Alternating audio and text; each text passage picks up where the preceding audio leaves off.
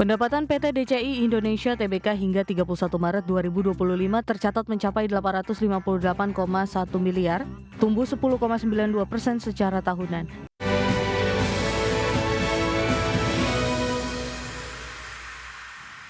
Beban meningkat menekan kinerja emiten pusat data PT DCI Indonesia Tbk.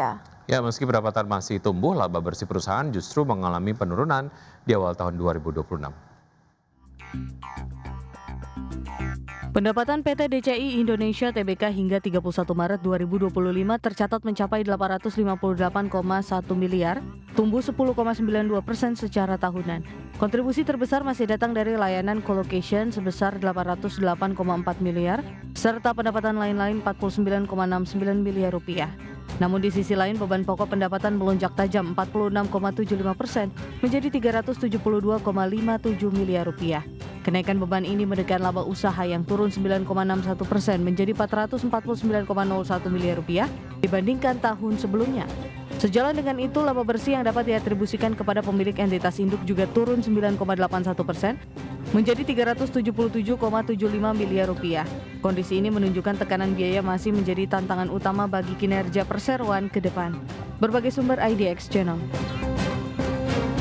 Presiden Amerika Serikat Donald Trump mengatakan pada Minggu 26 April 2026 bahwa Iran dapat menghubungi Washington jika ingin merundingkan penghentian perang yang dilancarkan oleh Amerika Serikat dan Israel di tengah langkah Menteri Luar Negeri Iran yang kembali ke Pakistan untuk melanjutkan pembicaraan tanpa kehadiran pihak Amerika Serikat.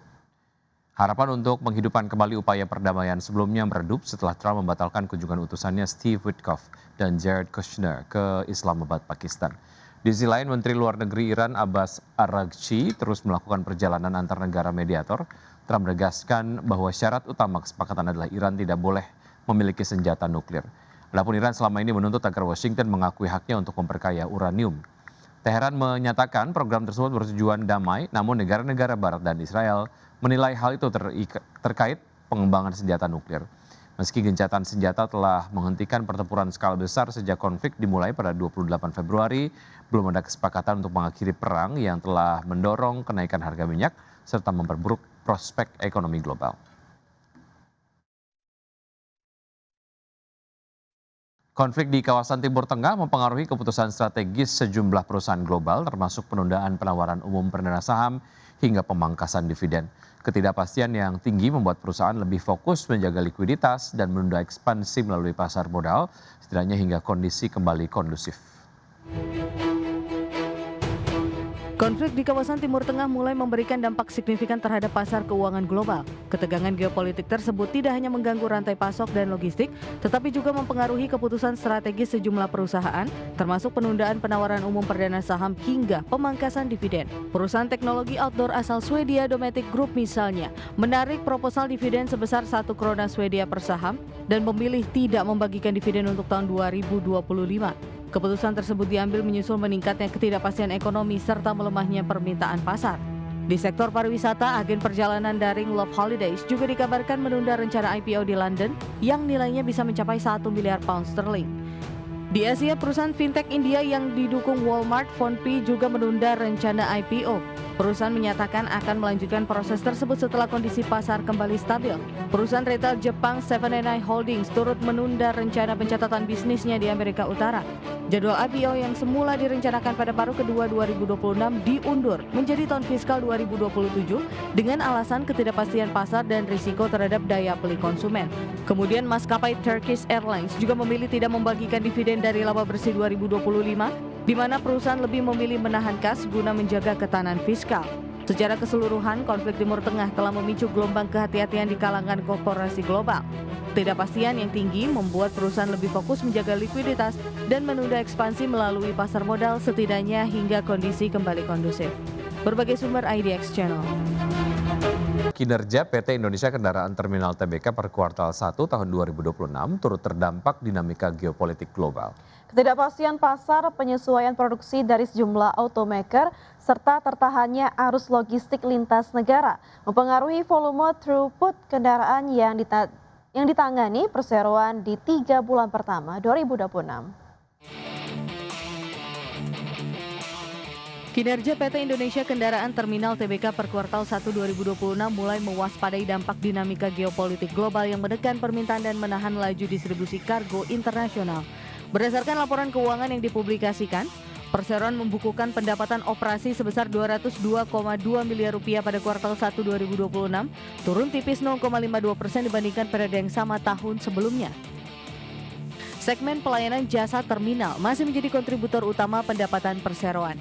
Segmen yang mencakup kegiatan bongkar muat, pelayanan kargo, serta penumpukan ini mencatatkan pendapatan 178,47 miliar rupiah pada kuartal 1 2026. Alhasil Perseroan membukukan laba tahun berjalan sebesar 52,81 miliar rupiah pada kuartal 1 2026, naik 3,2% year on year. Sekretaris Perusahaan PT Indonesia Kendaraan Terminal TBK Endah Dwi Liesli mengatakan penurunan angka penanganan bongkar muat hingga bulan Maret 2026 tidak terlepas dari tekanan dinamika geopolitik global yang berdampak pada perlambatan permintaan serta terganggunya kelancaran distribusi kargo internasional. Ia menjelaskan ketidakpastian pasar, penyesuaian produksi dari sejumlah automaker, serta tertahannya arus logistik lintas negara turut mempengaruhi volume throughput yang ditangani Perseroan pada triwulan 1 2026. Berbagai sumber IDX Channel. PT Bekasi Fajar Industrial Estate TBK menargetkan penjualan lahan industri dan produk standard factory building mencapai 600 miliar rupiah pada tahun 2026. Ya, Perseroan membidik pertumbuhan pendapatan dan laba bersih secara positif meski di tengah dinamika global yang masih penuh ketidakpastian. Manajemen Perseroan menyatakan target kinerja akan ditopang oleh kombinasi penjualan lahan serta peningkatan pendapatan berulang yang dinilai semakin stabil.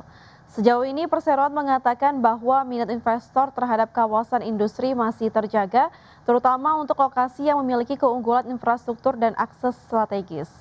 Namun demikian, kondisi geopolitik global membuat investor cenderung lebih selektif dan berhati-hati dalam mengambil keputusan investasi.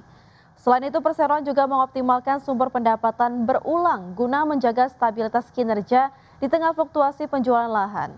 Fleksibilitas dalam skema kerjasama dengan investor juga terus diperluas untuk mengakomodasi kebutuhan yang semakin beragam.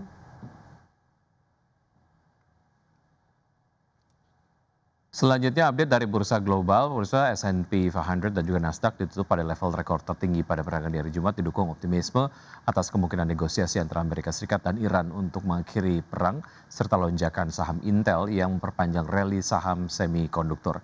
Kita lihat data selengkapnya. Pada perdagangan di hari Jumat S&P 500 naik 0,8% ke posisi 7.165 dan Nasdaq Composite yang naik 1,63% ke level 24.836. Indeks Dow Jones Industrial Average yang melemah 0,16% ke level 42.230 dan berikutnya kita akan bergeser ke bursa Eropa. Saham-saham Eropa mencatat penurunan mingguan yang tajam pada hari Jumat seiring kekhawatiran investor terhadap risiko pertumbuhan dan inflasi akibat pasokan energi yang masih sangat terganggu oleh konflik di Timur Tengah. Stock 600 terkoreksi 0,6% ke posisi 610,65. DAX Jerman terkoreksi 0,11% ke level 24.128 dan FTSE 100 Inggris yang turun 0,75% ke posisi 10.379.